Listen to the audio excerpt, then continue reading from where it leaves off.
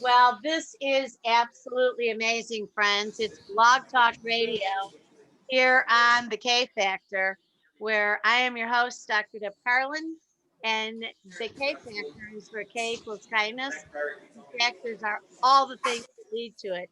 And today, the kindest thing that I can do is bring to you my latest discovery, who is how do you even ringing for me? Yeah, right. You're my latest discovery. How's that for an introduction? This is Stephen E. Schmitt that I got introduced to, and I'm thinking to myself, no, actually, I didn't get introduced to. We discovered one another on Facebook. I don't even know how we intersected, other than by the grace of the heavens. That synchronicity. That is synchronicity, and you know what? Isn't that really our topic today? Okay, I like it. Because you are. What I found was I was on Facebook and I had this beautiful, I'm just looking at it. You do these beautiful 3D photography of the ocean, sunsets, right? I love the sunsets. Yeah, and you're at a location that's right on the ocean in California, which, you know, here in the Midwest, we think maybe you guys have fallen off the end of the earth. I just created a little heaven on earth. It is heaven on earth. And Yes. What you talk about, I cracked up because you were saying you have a big head. So who in the world are you, Stephen E. Schmitt? Well, it's funny because I'm actually, I'm in a changing name right now too. My last name's going to be Stephen E. Redford. I'm a Redford, like a Robert. Yeah, and I'll tell you about that another time. But yeah, I think I'm a true Gemini. I have the Schmitt. Schmitt took me all this way because Schmitt has perseverance. He never quits. He just gets through anything. But now somehow I just found my dad. After all these years, I have a dad, and his last name is Redford, and that's a whole new story. So I'm actually becoming Stephen E. Redford, which is changing everything. You talk about synchronicity. Amazing thing happens in this lifetime, and you just have to be open for it, and you have to be ready for it. But who am Stephen E. Schmitt? I'll tell you who Stephen E. Schmitt. In 1994, things started happening to me. The synchronicity started happening to me. I picked up a book by Wayne Dyer. I love Wayne's work. He's been in 17 of my books. And Wayne was a big inspiration for my whole life. And I picked up his book about 1993, and I started reading it. Why I started reading it, I started manifesting things in my life, like living right on. Do you remember it was called, Real Magic. Yeah. And things started transforming in my life. For one, I was living right on the sand. Victoria Beach, Laguna Beach, California, the nicest place in the world. Bette Midler has a house. Back then, O.J. Simpsons had a house back there too, and all the reporters were like by me trying to find where he was. And but I was living right on the sand at a very young age. And right there, I'm like, wow. What my mind focuses on, it will manifest. And things started happening. And I'll never forget, at 2:24 a.m. in the morning, I was sleeping, minding my own business. And I had a dream, and a loud voice said, write a book. And now some people say that could be God, the universe, or intuition. Well, it screamed in my head. I actually popped up out of my bed, and I thought somebody was playing a joke on me. I could hear the ocean coming in from Victoria Beach. I actually was kind of fearful because what was this? Write a book? I turned on all the lights, and I'm like, who's in this room? And anyways, the next day, I started mission. I started that mission of writing my first book, and I wrote my first book called Wake Up. And from there, like I said in the beginning, that Schmitt, he had perseverance. He never quit. I ended up selling over 2 million books worldwide. I was grateful to work with some of the top people in the world and going through that whole seminar business to get where I'm at right now. Because I've always loved to write. I always loved to philosophize. I love philosophy in life. I just really love this stuff. But I'll tell you right now, if you don't have your money situation situated in this lifetime, you could have the biggest purpose in the world, but your purpose is not going to go out. You need to get to a point in your life where you can walk away from anybody. Yes. You don't need anybody. Yes. And you can walk away because you have your own prosperity, your own abundance, your own love, your own health, that you don't need anybody, which I have the synchronicity to track everybody in my life, but I don't need anybody. Once you get to that point in your life where you can say, you know what, we just don't fit. See you later. And it doesn't matter who that person is, that you can walk away. That's when you become your true power in this life. When I say you become illuminated in this life. I and agree. once you take action with being illuminated, everything starts activating in life. So I'll hand it over back to you. You know what? I love that you said that. I was doing an interview with a guy earlier this year, actually, right before all the corona hit. Yes. And it's a young Asian guy in New York. I wanted him to look at my website and tell me what we could do differently. He did Gabrielle Bernstein's website, and it's very, very awesome.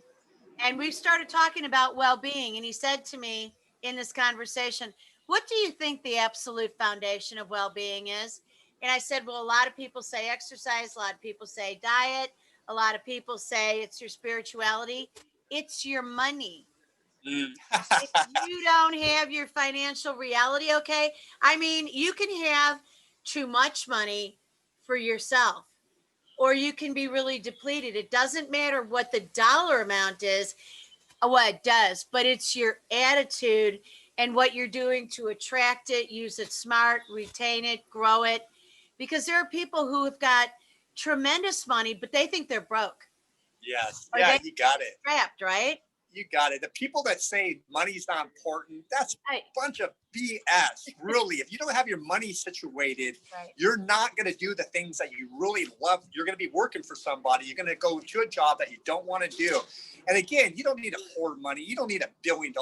You just need to get your money situated for your own life. And who cares? For me, I had to kind of go through that whole system. I had to get the beach houses, the 911s, the Porsches. You know what? Those are all great stuff. But that's sometimes your ego trying to get that. But once you get your life situated, how much money do you really need to live that life that you want to be free, the life that you want to do and you love? It's just depending on who you are. So the key is don't hoard it. It's not the most important thing, because if you have money without any kind of spirituality or self-actualization, then you just have this money. And again, just like, anything, getting a degree or making money, if we focus on it, we all could focus on anything. We could do anything in this lifetime. But for me, my way is balance. Having a balanced lifestyle. How do you have love in your life? How do you love your people that are in your life? Not just be a bunch of money and you don't have any friends, but how do you have it all together? And that's really the key, is balance in this lifetime. You know what? I love that you're talking about that, because when you're talking about flow and you're talking about balance, and well, actually you're talking about not hoarding and you're talking about balance, you're talking about flow. So when people want to get the money and hang on to it and hang on to it tight, save it for a rainy day, there's drizzle every day. There's moisture in the air. It's the interaction and the interplay with money, with our tangible reality, right? Yes. And making sure we're sustaining and growing and enjoying and not hoarding. Yeah, not hoarding. And again, what there really is are knowledge out there, especially applying the knowledge. Today I was listening to some new knowledge, and this is some deep stuff. That's why that whole seminar business was fun for me, but it was always so friggin' simple. It's so simple. You have to learn, you have to go through something to learn it. Yeah. But I love true knowledge that most people aren't talking about, or maybe they're afraid of it. That true knowledge, that knowledge gives you energy. How do you activate yourself? How do you self-actualize yourself? I mean, it's just really, and the key is not the knowledge, it's applying the knowledge to it, to taking that knowledge and owning it and becoming it and being it. And that's what it really is. So many people keep on trying to get more and more knowledge, but they're never really being that knowledge that they learn, right? Yeah. And that's the key, is learn to be the distinction. Yeah. So. It's kind of like when I have corporate clients, and they're trying to fit me into their schedule to come into their organization or now to have a Zoom call with me. And their comment to me is, well, I'm meetinged up. I have meetings back to back. And what I always say is my very first request before we even go any further is if you don't have the space in between the meetings, when do you have time to actualize what it is you're doing in those meetings? Because you're not doing the work in the meetings, are you? I mean, are you getting everything done in the meeting? You're just talking and going through this rapid process.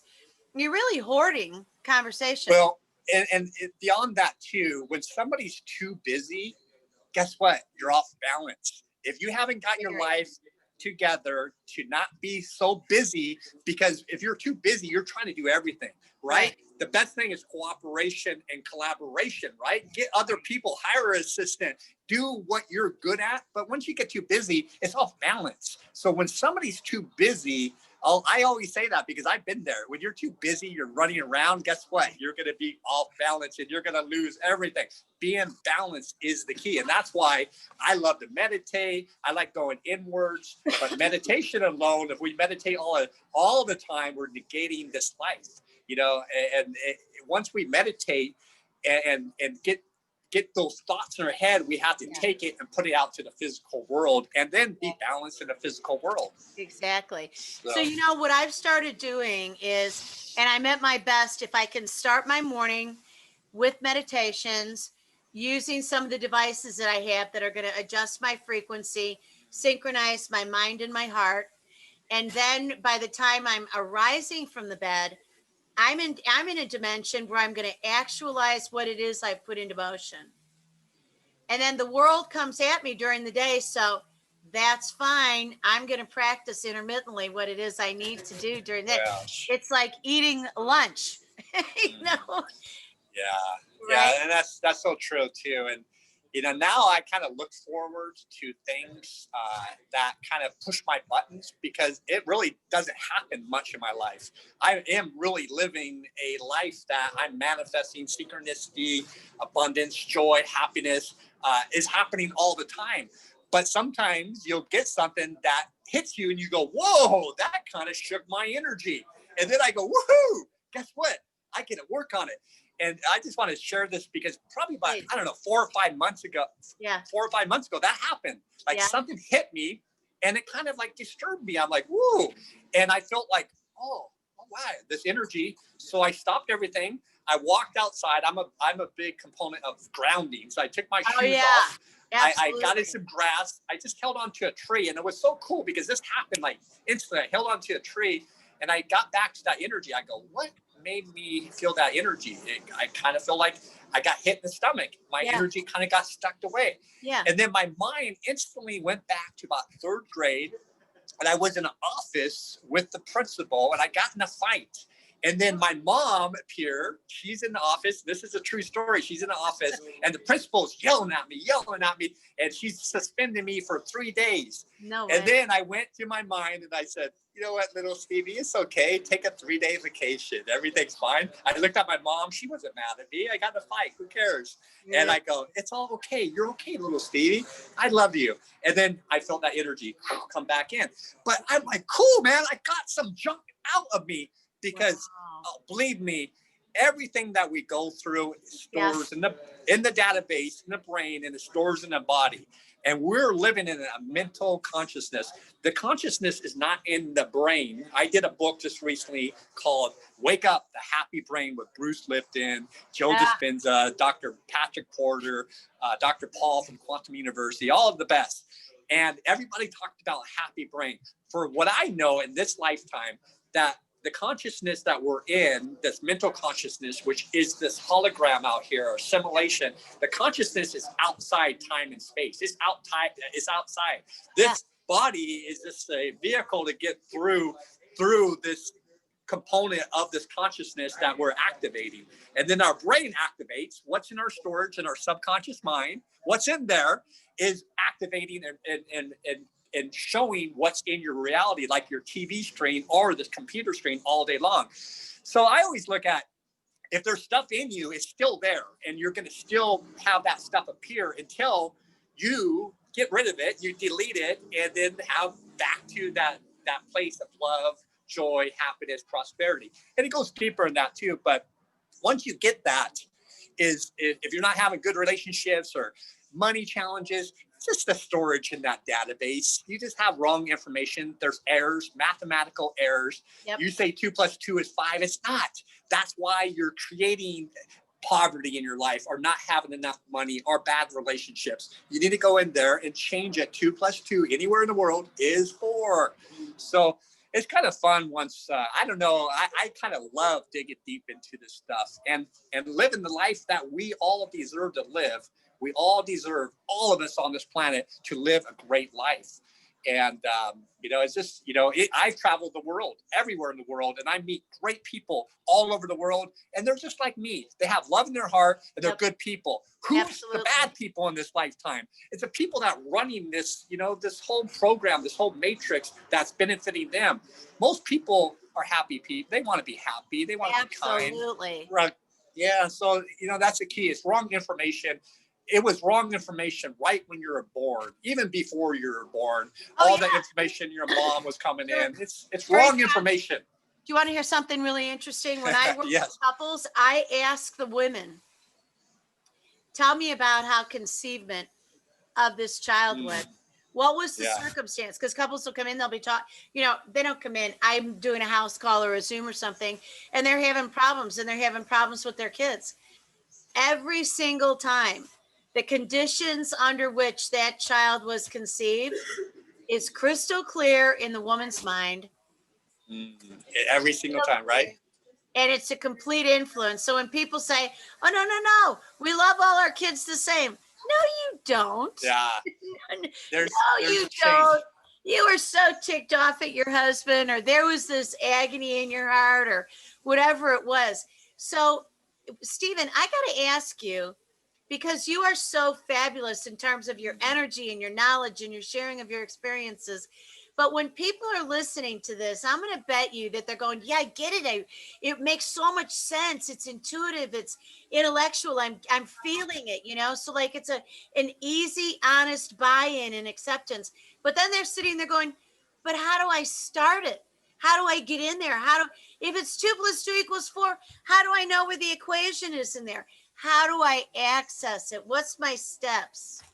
Well, it's again, my daughter, her name is Skylar Dharma, meaning purpose. She went to the Waldorf schools. One thing the Waldorf schools taught, and I always love this more than anything, that all children, their brains develop. Some kids, man, they can play the piano. They can read at 4 years old or 7 years old. Some don't read until 7 or 8 years old. Right. And one thing that when a kid is curious about something, it activates it.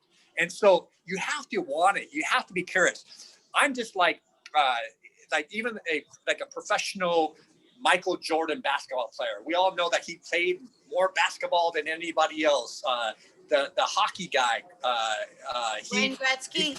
He played more than anybody. His friends went to the ball and he hit pucks into it. I have that in me, that I'm curious about this, and it's easy. And I love it. And that's where you have to activate it. If you want change in your life, if you want anything in your life, you have to want it. You have to self-want it.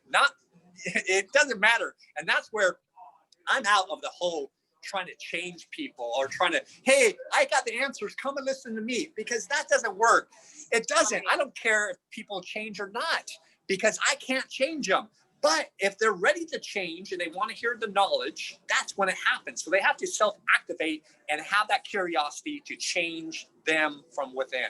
That's it. Bingo. I love it that you said that. And what's really interesting is that my whole practice with people has shifted just like 5 degrees, because I was always wanting to get people to tap in and find their best. Yeah. But now what I'm doing is finding out if they're interested. Yeah, if they're interested. Yeah. And then saying, okay, well, here's some tools. The very first tool is sit, get quiet, pause, and figure out what's in there, in your head, in your heart, that you want to know more about, because everything you need to know is already in there. It's already there. Most people already know all the answers. You know, somebody, if you need to, lose 10 pounds or 50 pounds, you know the answer already. Just, you need to probably exercise. You're not exercising, or you need to eat better. You're not eating well. So a lot of people know it, but they just don't have that energy to really change it. Because once we want something in life, and maybe like a mom with her child, if she had to protect her child, she's going to protect her child. She's going to do it no matter what. She's going to figure out how to do that. And that's the key that you have to know. But I want to get back one step further, because I just, we talked about a little bit about my name change, and about one belief changes everything. Yeah. I went through my whole life. When somebody asked me, hey, do you have a dad? And I said, no, my dad's not here. And they go, whoa, did you ever know your dad? And I said, no. When my mom was 7 months pregnant with me, my dad died. And then they always came, they said, well, how did he die? And I said, he committed suicide. That was in my head. I went through all these years with that in my head. Wow. One change of a belief changes everything. That was a whole lie. That was a complete lie. It just only about, I think 4 months ago, I did, about 1 year ago, I did a DNA test, right? 23andMe. Okay. I did it. And I actually, because I went over to Europe with my daughter, and we were going to go to Germany, because my last name is Schmitt, right? That is very German. Yeah, right. And so I said, well, maybe I could do this 23andMe and find some Schmitts over there, because nobody talked about my dad, because he committed suicide, and it was a hush hush thing. So I didn't know much about my dad. Right. And so I did it, that 23andMe. I met some second cousins, third cousins, nothing big, right? But recently, about 4 months ago, I got a phone call, and it was, I have two sisters, half sisters.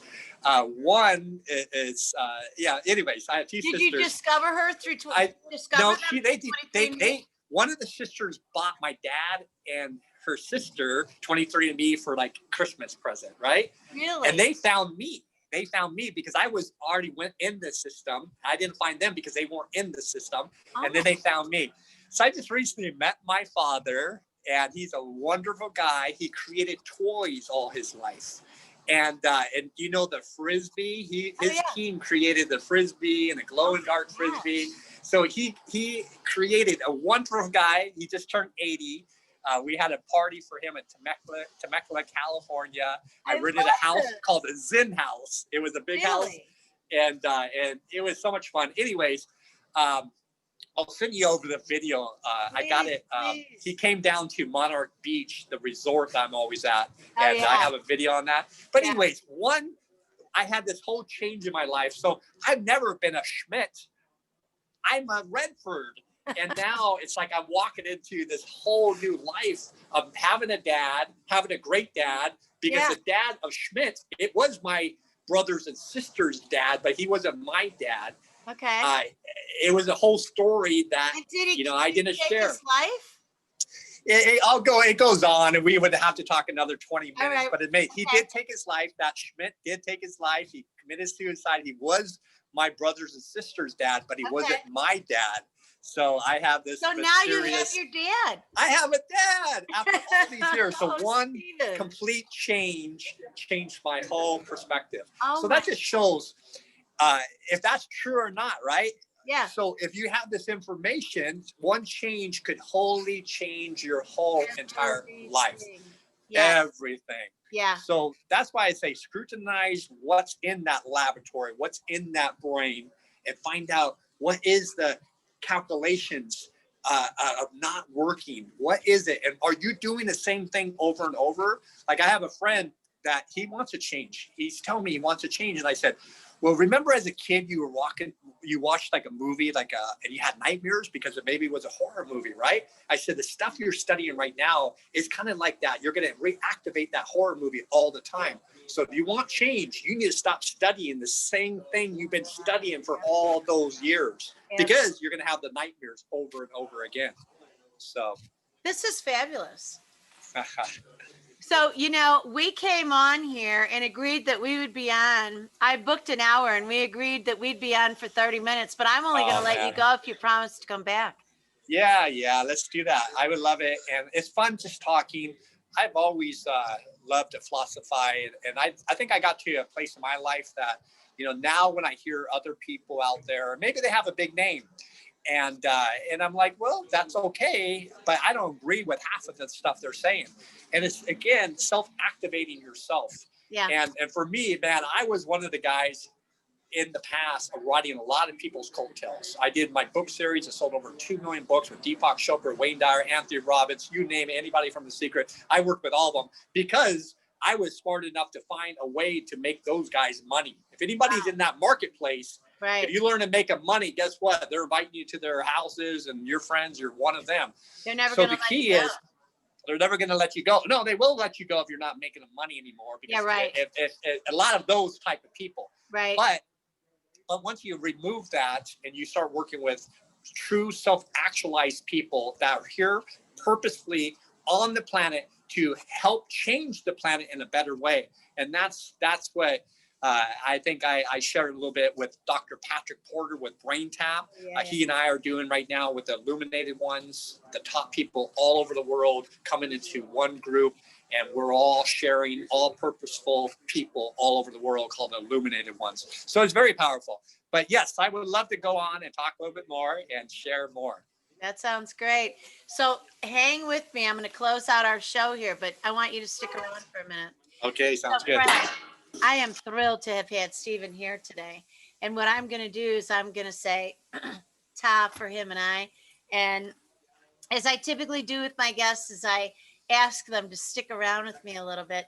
This is your host, Dr. Deb Carlin of the K Factor on Blog Talk Radio, where K equals kindness and the factors are all the things that lead to it. And tell me I wasn't like really groovy kind to you today by bringing you this gift of Stephen Schmitt, Redford, soon. Stephen E. Redford. All right, hang on a second. Okay, ta.